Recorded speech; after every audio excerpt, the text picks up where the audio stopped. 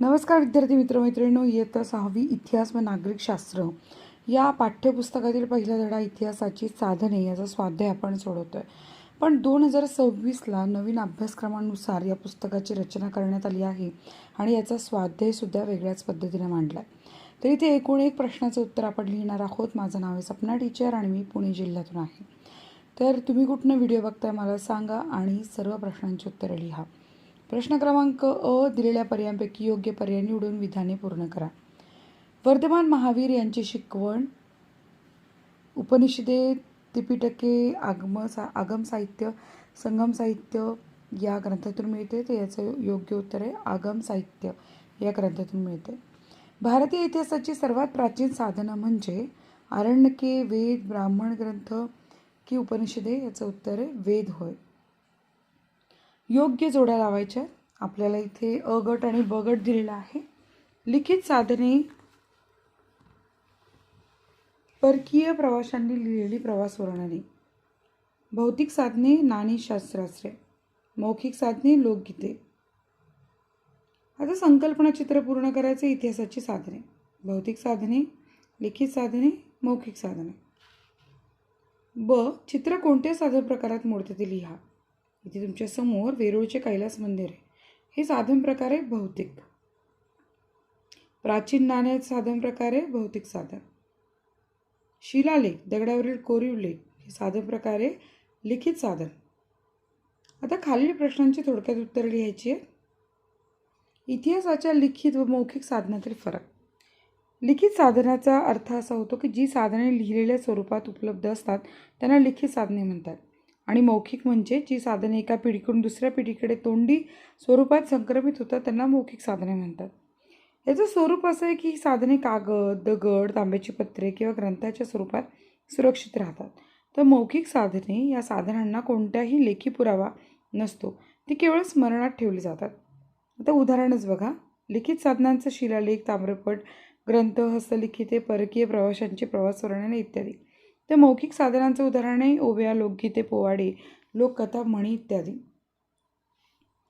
भौतिक साधनांची नावे लिहून त्यांचे इतिहासाच्या अभ्यासातील महत्त्व लिहा. तर भौतिक साधनांची नावे नाणी, किल्ले, लेण्या, स्मारके, राजवाडे, जुनी भांडी, शस्त्रास्त्रे आणि दागिने. इतिहासाच्या अभ्यासातील महत्त्व. कालखंड समजणे. नाण्यांवरून किंवा वस्तूच्या रचनेवरून तो काळ कोणता होता आणि त्या काळातील आर्थिक स्थिती कशी होती समजते. कला आणि तंत्रज्ञान. प्राचीन वस्तू, लेण्या किंवा मूर्तीवरून त्या काळातील कला, शिल्पकला आणि स्थापत्य तंत्रज्ञानाची प्रगती समजते. दैनंदिन जीवन, मानवी व्यवस्थेमध्ये लिहिलेल्या वस्तू किंवा भांड्यांवरून लोकांचे राहणीमान, आहार आणि व्यापार कसा होता याची माहिती मिळते. 3. आधुनिक काळातील कोणती साधने भविष्यातील पिढ्यांना इतिहास सांगू शकेल ते लिहा. तर आधुनिक काळात तंत्रज्ञानाचा मोठा विकास झाला.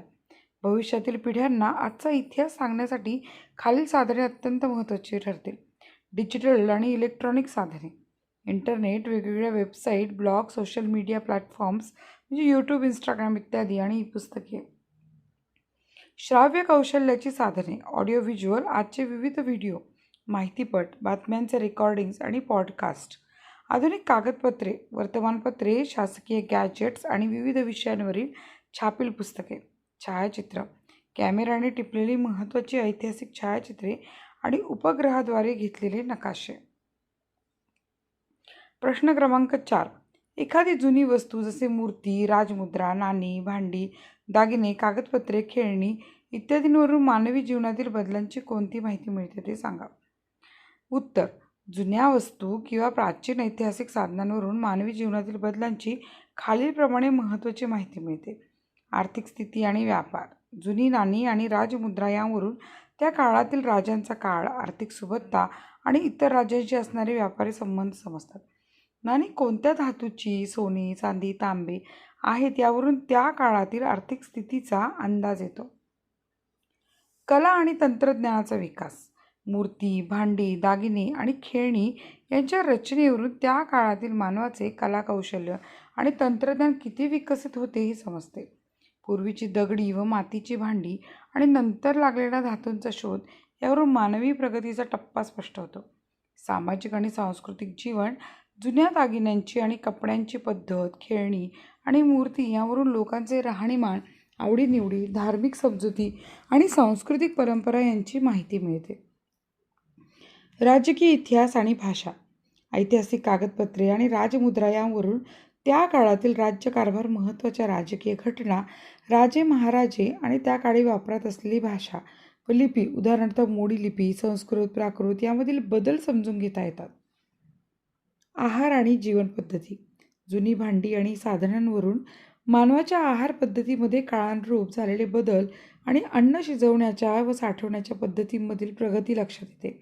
थोडक्यात सांगायचे तर या सर्व जुन्या वस्तू मानवाच्या आदिम काळापासून ते आधुनिक काळापर्यंतच्या वैचारिक, सामाजिक, आर्थिक आणि सांस्कृतिक प्रवासाचा म्हणजेच मानवी जीवनातील बदलांचा एक जिवंत आरसा आहे. प्रश्न क्रमांक 4. एखादी जुनी वस्तू जसे मूर्ती, राजमुद्रा, नाणी, भांडी, दागिने, कागदपत्रे, खेळणी इत्यादींवरून मानवी जीवनातील बदलांची कोणती माहिती मिळते ते लिहा. पुढील तक्ता पूर्ण करा. शहराचे नाव: मुंबई. वस्तुसंग्रहालय: छत्रपती शिवाजी महाराज वस्तुसंग्रहालय. वैशिष्ट्य: प्राचीन भारतीय इतिहास, कला, मूर्ती आणि दुर्मिळ वस्तूंचा संग्रह. पुणे: राजा दिनकर केळकर संग्रहालय. डॉक्टर ना. स. केळकर यांनी गोळा केलेल्या भारतीय कलाकुसरीच्या आणि दैनंदिन वापरातील वस्तूंचा अप्रतिम संग्रह. दिल्ली किंवा कोलकाता इतर प्रमुख केंद्र: राष्ट्रीय संग्रहालय. विविध पुरातत्वीय वस्तूंचे संग्रहालय जसे की हडप्पा संस्कृतीचे अवशेष, प्राचीन नाणी आणि शस्त्रे. प्रश्न 5. मराठा मिलिटरी लँडस्केप या नावाने जाहीर केलेल्या 12 किल्ल्यांची आंतरजालाच्या मदतीने नावे शोधा. सगळ्यात पहिलं नाव येणारे रायगड, दुसरं साल्हेर, शिवनेरी, लोहगड, राजगड, प्रतापगड, सुवर्णदुर्ग, पन्हाळा, विजयदुर्ग, सिंधुदुर्ग, खांदेरी, जिंजी. तर ह्या साल्हेर नाशिकला आहे, सर्वोच्च पहाडी किल्ला. शिवनेरी पुण्यात आहे, छत्रपती शिवाजी महाराजांचे जन्मस्थान. लोहगड पुण्यात आहे, व्यापारी मार्गाचे रक्षण करणारा किल्ला. रायगडात आहे, मराठा साम्राज्याची राजधानी. राजगड पुण्यात आहे, पहिली दीर्घकालीन राजधानी. प्रतापगड साताऱ्यात आहे, जावळीच्या खोऱ्यातील रणनीतिक किल्ला. सुवर्णदुर्ग रत्नागिरीत आहे, सागरी तटीय किल्ला. पन्हाळा कोल्हापुरात आहे, दक्षिण महाराष्ट्रातील महत्त्वाचा किल्ला. विजयदुर्ग सिंधुदुर्ग ते मराठी आरमाराचे मुख्य केंद्र. सिंधुदुर्ग हे समुद्राच्या मधोमध बांधलेला अभेद्य जलदुर्ग. खांदेरी मुंबईच्या जवळ इंग्रजांवर वचक ठेवणारा जलदुर्ग. जिंजी किल्ला हा तामिळनाडूत आहे, दक्षिण भारतातील मराठा साम्राज्याचा पूर्वपुरुष. थोडक्यात सांगायचे तर मराठा मिलिटरी लँडस्केप ही 17व्या आणि 19व्या शतकादरम्यान भारतातील लष्करी वास्तुकला, दुर्गनिर्मिती आणि निसर्गाच्या युद्धासाठी केलेला उत्कृष्ट वापर याचे जागतिक स्तरावर एक अद्वितीय उदाहरण आहे. उपक्रम करायचा आहे, तुमच्या गावाजवळील, जिल्ह्याजवळील संग्रहालयाला भेट द्यायची आणि त्याचा अहवाल लेखन कसा करायचा बघा. राजा दिनकर केळकर संग्रहालय पुणे, अहवाल लेखन. मी दिनांक तुम्ही तुमच्या सोयीने टाका. रोजी राजा दिनकर केळकर संग्रहालय पुणे येथे भेट दिली. या संग्रहालयात प्राचीन काळातील अनेक दुर्मिळ वस्तू, शिल्पे, वाद्ये, भांडी, दिवे आणि ऐतिहासिक वास्तू पाहायला मिळाल्या. तेथील वस्तूंची मांडणी अतिशय सुंदर आणि आकर्षक होती. मार्गदर्शकांनी आम्हाला विविध वस्तूंची माहिती दिली. या भेटीतून महाराष्ट्राच्या इतिहासाबद्दल आणि संस्कृतीबद्दल महत्त्वाची माहिती मिळाली. ही भेट ज्ञानवर्धक व संस्मरणीय ठरली. विद्यार्थिनीचे नाव आहे कुहू, इयत्ता 6वी, ठिकाण राजा दिनकर केळकर संग्रहालय आणि दिनांक. अशा प्रकारे अहवाल लेखन करायचं. आता हा स्वाध्याय कसा वाटला हे कमेंट्समध्ये कळवायचं. आणि धन्यवाद तुम्ही हा व्हिडिओ बघितला त्याबद्दल. असा सपोर्ट करत राहा. व्हिडिओला जास्तीत जास्त लाईक करा आणि शेअर करा.